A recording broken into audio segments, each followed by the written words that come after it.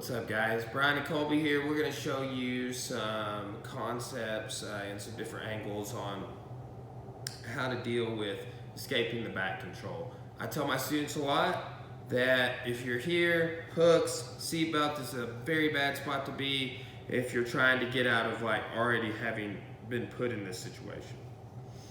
But there's a lot of concepts that we study that you apply them transitionally before you get permanently stuck here that can be very beneficial, okay? So one thing I like to do is I like to really try and control this underhooking arm the best I can, okay? Now if this is the case, let's say he's playing like a seatbelt grip or whatever, he's gonna want this collar choke, right? So if he's got a seatbelt, I go here and I'm pinching that, okay? And let's say he goes to get his collar grip, I'm gonna pull down and now I control both hands. This is one of the first situations I learned when I was a white belt learning to escape back defense, okay? So this is gonna go kind of like right along in with seatbelt, this idea. Very good idea. You catch somebody doing the rear naked choke, like where they reach out to do it, yeah, you can catch that. You know, because what he's gonna do is he's going to go ahead and lock up a rear naked choke from that, right? He's gonna do that. Okay, good. So whether it's that hand, come across the neck, whether it's that hand reaching out, I can catch it and I can move it over and fall on it, right? Or he has a seat belt. Sometimes you can do this, but this strong person, you're not gonna be able to do that. That's why I'm trying to say these things are transitional things we're gonna catch. If you're stuck, they're bigger, faster, and stronger than you. That's why we gotta just keep studying, right? That's why we have playlists full of concepts and techniques over certain areas. We're working on escaping the back today. Okay, so I control that underhooking arm, and he's trying to choke with the top hand, so I get here, okay? So now what I wanna do, guys, is I wanna fall on this side, okay? Let's come back up, so we're gonna turn. So what we've achieved is almost like a reverse 2-on-1. When I say 2-on-1, I'm like, well, I have both of my hands on one of theirs.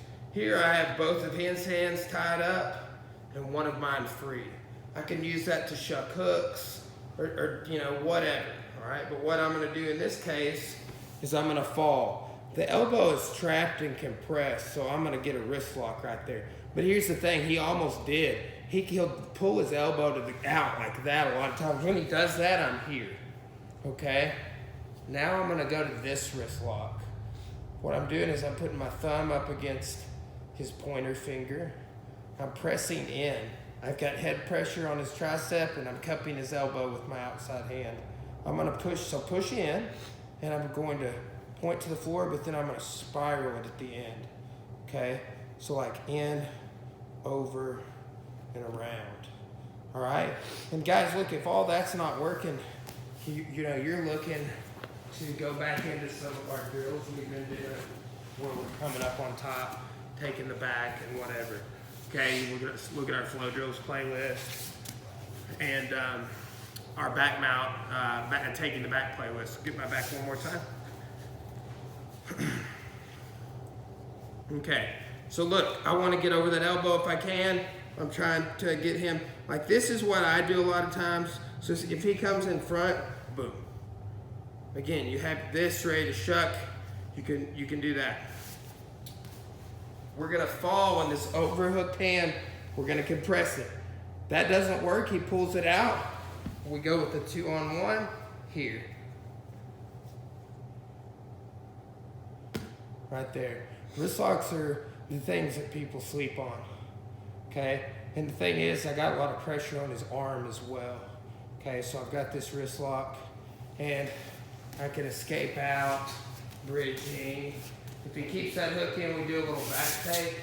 Otherwise, turning in to a darce, right? So, just a couple of concepts on wrist locks. I'm a big fan and advocate of wrist locks. I have been for the whole time I've been training. That's one of the first things I started catching higher ranks with. There's a funny meme on the internet with jiu-jitsu nerds that says, why would you ignore 0.05% of the body? And it's just kind of making fun of that, how people view leg locks, right? Why would you ignore 50% of the body? Everybody's probably heard that does jiu-jitsu. Well, here's the thing. Just like we're seeing people sleep on leg locks in the past, and now it's like sort of an equalizer, same thing with the wrist locks. I finished with a lot of wrist locks in competitions, and I finish them in the gym all the time. We've got a few videos out, a couple from the triangle, and we're about to do a certain type of a wrist lock video using the bicep from some different common situations. So be checking for our channel for wrist locks for jiu-jitsu, because we're going to be putting them out all the time. All right, thanks for watching, guys. Subscribe to our channel.